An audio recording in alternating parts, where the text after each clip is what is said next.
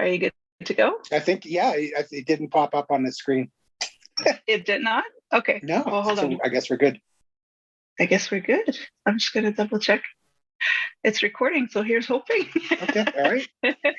All right. Well, hello, everyone, and welcome to the Talk to Danielle podcast. I am your host, Danielle C. Baker, and I apologize if you heard all that. We were having some interesting technical difficulties right now.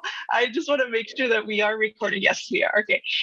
So today, before I start introducing my guest for tonight, I'm going to say the little blurb I always say. So if you want to follow, like, or subscribe to whichever channel you're watching us from, so that you can get the notifications when the new podcasts are coming on, just make sure to hit that button. And today I have, I always say I have an amazing guest, but this one is extra amazing because it's a really good friend of mine.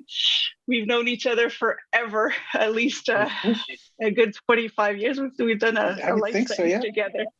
Yeah. So I have with me Mr. I'm going to call him Mr. That's so funny. Wafik Nasralla. Well, I am a Mr. You are a Mr. I identify as a Mr. That's right. Wafik is, I always say, he's my favorite comedian. Really funny man, and not he's always just like that. You'll see, you probably just caught a glimpse of it. He's always just so cheerful and makes everybody laughs. I do believe he identifies himself as the funniest one-eyed Canadian Egyptian comedian, I think. I used to. There's 3 more now. Oh, are you serious? No. You have competition? No. It's going to be an interesting. You're right. They can't go by that reference. It's going to be an interesting episode, everybody. I'm warning you ahead of time. I was just telling Wafik that I'm having difficulty speaking today, and I'm just not that quick. So Wafik is definitely going to keep me on my toes today because he's always cracking jokes. So like I said, he's been a comedian forever, and I don't know how long it's been, but it's been quite some time. 27 years. 27 years. That's amazing. That is amazing. And it's still really just coming up with amazing material. So if you want to just briefly share your story and tell us who you are and how you got here. I'm a comedian. You asked me to do your podcast. I love you to death. So I said yes. And that's how I get my guests sometimes. I just called Wafik and say, hey, did you want to just get on my show, please? I enjoy my time with you. And it's always fun when I hang out with you. Yeah, we always get a good laugh. Yeah. It's awesome. Yeah. So tell us just a little bit briefly your history, how you ended up in Canada, and then how you ended up becoming that's a really interesting story. We're going back to like when I was 3 years old, and Egypt was about to go to war again, and my parents didn't want us to be in Egypt during the war. And the president at the time was Nasser. This is before Sadat, and he was born. I can't remember when he was born, but anybody born his year and before was allowed to leave Canada and leave Egypt and didn't have to serve in the military. Wow. Anybody younger than the president would have to serve in the military. My dad was born the same year, so my mom convinced him to move to Canada for a better life. He actually came in 71. We moved here in 72 on my 4th birthday. Wow. That is amazing. And I know from you have some good bits too. You have your own special on Comedy Now. You talk about coming in and how it was. So I did not know that. I just learned something after 27 years. I just found out something. That is awesome. How did you get into comedy? I've heard something, I've heard because we have a lot of friends in common. We didn't go to school together, but we kind of hung out with the same people. The same circles, I think. So I don't know if the story that I heard is the real one, because you know how friends talk. So I just want to know, how did you get it? The real story is I used to go to Lester B. Pearson's high school in Ottawa, and I'd graduated. I'd actually graduated college, and I was working. And my brother was still going to Lester B. Pearson. And he told me that Yuck Yucks was going there. And they were doing a show, and they had this open call to the students and faculty to come up and do some time, do some stand-up before the actual show. And my brother told me about it, and he's like, and I said, yeah, that's cool. And he's like, are you going to go watch? He said, only if you do it. And I said, well, I don't do stand-up. And he said, you should. You're the funniest person I know. And I'd never even thought of doing it. I loved watching all the stand-up back then. I mean, everybody watched Delirious, and I never thought of actually doing it.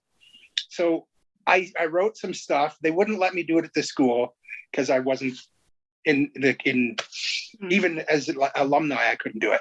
So then the guy that saw my audition said, why don't you just go do the amateur night? You don't even need to do this. And that's exactly what I did. It took 3 shows before I actually became addicted to comedy. It was my third set. But like the first set was, I got drunk. I was nervous. The second set, I was much better. I only did about 1:47 because that's all I could remember. And I got off stage, and the assistant manager actually praised me because he said a lot of times people just stand there trying to kill time, but you did what you did. And you left, and what you did was funny. Come back again. So the third time, I remembered everything. I did it stone cold sober, and I enjoyed the hell out of it. That's amazing. That is awesome. That's not the story I heard at all. So I'm glad you shared that. What's the story you heard? Now I'm curious. I heard that you were sitting in at a comedy show, and the guy was bombing, and I guess your table or started heckling, and the guy said, well, if you think you could do better, come up. And you came up and killed it. That's what that would have been badass. I don't do badass, man. I have done shows like I've been in the crowd and it's not going well, and I've been asked to get up and be a little spike in the show, and that has happened, and most of the times it works, but no, that I wish I started that way. Pretty cool, but I like your story still. I like the fact that you say it took 3 tries, or 3 sets for you to actually fall into it. Because a lot of people that get into comedy, they don't realize that you kind of warm up to it. Yeah. Yeah. Well, I bombed my first time. I glossed over it because it was such a horrible set. The only laugh I did a really bad pun. Can I swear on this show? Of course. Okay. So everybody watch out if your ears are sensitive. Go right ahead. I did a really bad pun. A woman booed me, and I said, you can't boo me. It's my first time on stage, you fucking bitch. That was the biggest laugh I got. And I loved it. And I was like, I like that one a lot. I never, not the bit, but I liked the laugh. And I knew I wanted more of that. Yeah. And that's actually why I said, okay, but I don't think they want me back. But George, the assistant manager, said, yeah, come back. Nobody gets it the first time. Maybe next time be sober. I'm like, okay, I can do that. Well, that's a good one too. Good advice there. So where would you, that's something that's kind of my own personal questions to know more about you, but what's your inspiration for your material? Because you come up, I see your shows often, and you always have something new. So it's never the same set all the time. What inspires you? I've been watching a lot of Bill Burr and Dave Chappelle. I want to do comedy that isn't easy. You know what I mean? I don't like, it's like, there's so many comedians that go up and do stuff that's easy and safe and they kill, and that's fine. I have some jokes that are really great that I love, and I know they're not going to work all the time, and I'm cool with that now, like, because I know they're funny. And I think that's part of the evolution of a comedian. You just get better and you start knowing like you're not going to kill all the time, especially with certain material. But I don't want to be easy, and I want to talk about things that matter, and that's more along the lines of what I'm doing now. Yeah, because you do have a broad range of topics, and they're all they can be all controversial. Sometimes the problem is sometimes I go to a show and I'm like, these people seem way too nice for what I'm about to do. Yeah, and then you get the Canadian side of things too, when it starts to get a little spicy or a little controversial, everybody goes quiet. Yes. Well, especially Ottawa. Yeah. That's true. Yeah, Ottawa's it's a whole other town. um, yeah, I wanted to ask what life looks like through Wafik's eye, because you always, for anybody watching or listening in, this is just how Wafik is. He's always just kind of joking around, very open about anything, and like you say, you talk about some pretty heavy topics at times, but you make it lighter, just the way that you present yourself. So how do you see life? How does life look through your eye? I think life is just, like knowing that we got a very short time here. If you notice anything you do, anything you dread, like if you're going to a meeting or something you're not looking forward to, hanging out with family, it's over in a blink. And that's stuff you don't want to do. So imagine how quick things that you do want to do goes by.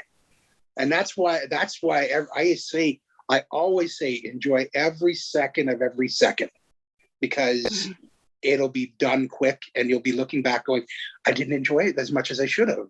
I should have been more involved.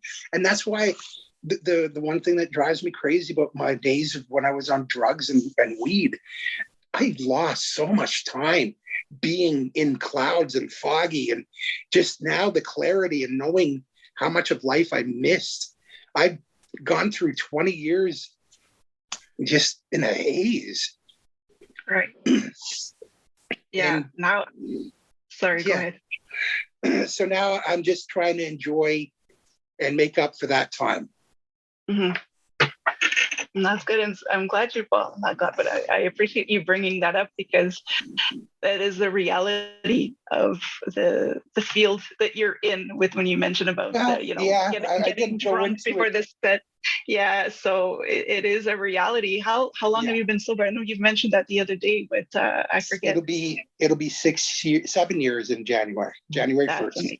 I wanted to make a New Year's resolution that I wanted to stick with. And that's exactly what I did, because everybody always said they never work. And then I said, well, I didn't go to AA. I didn't go to NA. I just wanted to quit. And I did, and never had a relapse off the drugs. I smoked a little bit of weed after my mom passed away. And I had one drink too many a couple of months ago. So I'll never do that again. Okay. But that's amazing. The monkey's off my back. Yeah. Yeah, because if you were able to do it and not slip back into it, then that's good. Well, that's amazing. And because you're in that industry where it's so easily accessible, it's not easy to go cold turkey, and it's there. Yeah, that's the thing when you're an entertainer. I mean, it's free. A lot of times it's the audience that brings it to you, and you're like, yeah, let's do this. Yeah. Yeah, not easy. Some of the stuff that you talk about, and that's why I wanted to ask you, it's in your early bits, you would talk about the cultural differences from growing up and then hanging out with Canadian friends. And then you also talk, I love your bits about the differences between Canada and the States. But so how do you, because you present it in such a good way, a lot of people could get upset when you start comparing the cultures, but how could you say the cultural differences can be funny, and it can be hilarious, and it can be. I think one of the things for me is I found a really unique way of being likable, so they know that what I'm saying, I'm not being serious, and I can say some horrible things too, and they let me get away with it because it's behind a smile and a pleasant voice, and like no malicious intent. It just, look, this is this and this is this. It's ridiculous. Yeah, it's harsh. It's stupid. Whatever. And then, I find a way to just bring it across. It very relatable. Yeah, and that's what I like about it. It's just, and I encourage anybody to look at some of Wafik's videos, and you'll see it just it flows. Like there's no, it wouldn't really upset anybody, which is great. Oh, it's funny. I got to do on my recording. I didn't think I was going to get to do these bits, but I got to do some stuff that really pushes the envelope. I won't do it here, but like when the album comes out, there's going to be a section of stuff that's that I didn't think would be on there. I might even actually call the track "I Can't Believe This Is On Here." That's amazing. I can't wait to hear. We'll talk about the recording a little bit later because I definitely want to plug that in there because it's great. Wafik just recently did a live recording, a live album, so we could talk about that a little bit later. What would you say is the hardest thing about being a comedian or getting started as a comedian? Well, getting started, it's just finding your groove, finding your voice, writing stuff that's good, original, and that's going to get you noticed. Getting on tour, being able to maintain writing and performing as much as you can. The hardest thing about touring, especially through the whole thing, is just the daytime. You're away from your family and your loved ones. That downtime weighs on you, and that's when you start doing drugs, drinking, stuff like that. And that was the thing. I always kept it on the road. It was when it came home with me that I was like, okay, this is a problem. But I had fun with it for a little while, and then I realized, okay, you know what? It is a big problem, and I have to quit. So when you're first starting, it's just a matter of, you know, especially now, it's about letting people know your brand. And writing and performing and building a reputation and having people become fans. Like I still can't get my head around the fact that people are fans. I mean, it's cool that they like my comedy, but to actually call themselves fans is really neat to me. That's awesome because I am a big fan, and I will always be the one that goes, "Oh, I know him. I know him. We're tight. I know him." So I'll always brag that I know you.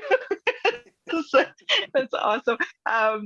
It's kind of the same question, but what kind of sacrifices have you had to make to stay? Honestly, in my case, I think both my divorces were because of stand-up comedy. Lost time, even now with family. They have parties and get-togethers that I can't go to because I have a show that night, you know? It's a lot of personal life is lost, but it is for the greater good if you really want this. Right. Yeah, it's not easy. It is. And there's many comedians do mention that it's hard and it takes a toll on the family life and on the personal life as well. It does. I mean, if you get rich enough that you're touring and you're doing theaters and, you know, you can fly your spouse in and out to meet you, that's one thing. But, you know, you're on the road 3, 4 weeks, 5 weeks at a time sometimes, and you're not together. Yeah. And you work late nights too. So even if you are home, you know, by the time you get home, you have to wind down because you're probably all hyped up from the show. So it's not like you can go straight to bed, right? It amazes people. Like I did a show in Richmond Hill. That's a 4-hour drive from Ottawa. And they're like, you're driving back. I'm like, yeah, I'm not going to sleep for 4 hours. I could do this. I mean, at my age, I rolled into town like, oh my God, I can't do this anymore. But, you know, adrenaline is fun. And then you get off stage and you still have it in you, you know? Yeah, that is a big sacrifice. What advice, this is what I like to do on my show is, you know, some kind of wisdom that we wish we would have known when we were younger to make life easier. What advice would you give? What advice would you give people? Take school seriously. It is so important. I wish I took school more seriously. I wish I had the life that education could have provided, but I was too stupid to realize that the future needs, you got to be involved in the present. You know what I mean? I wish I could go back and tell younger me, get good grades, take school seriously. Life is so much better when you finish university. You can do whatever you want when you graduate, but make sure you have that because nobody can take it from you. Right. That's nice. Somebody actually mentioned that too in a previous episode. So it's kind of it's funny that you're mentioning that too. Jen and I talk about it all the time. We wish we did more when we had that opportunity. Yeah. Wow. That's nice. Look at you doing a public announcement there. That's awesome. All right. What's because you have beautiful children. What kind of is kind of the same, but this is for your own children. What do you want to pass on to your children to make their life easier, aside from say stay in school? And whatever you do, make sure it's something you want to do the rest of your life. I when I was younger, I went into computer programming in school because it was a wave of the future. It was like the late 80s and computer was the future of the world. And it was true. But I only did it because my parents told me to. I didn't do it because I wanted to. So I never graduated. I never cared. I don't know what I would have gone into if I had the choice, maybe advertising or culinary. But I did what they wanted. So, and I think to a certain extent, there's no resentment because I ended up going to where I wanted to, but it would have been nice, if I'd said, oh, I'm paying for my own education. Let me take something I want. Because it's whatever you do in the future, once you get to your, 20s and 30s, that's the rest of your life. Make sure you're doing something you want to do. Yeah.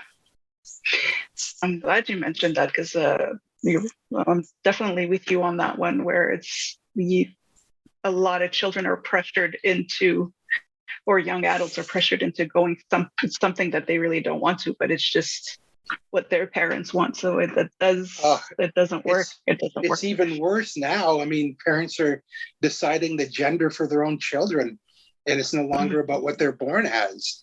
It's just, I don't want to get into that conversation, but I just feel bad for the children today. That's all.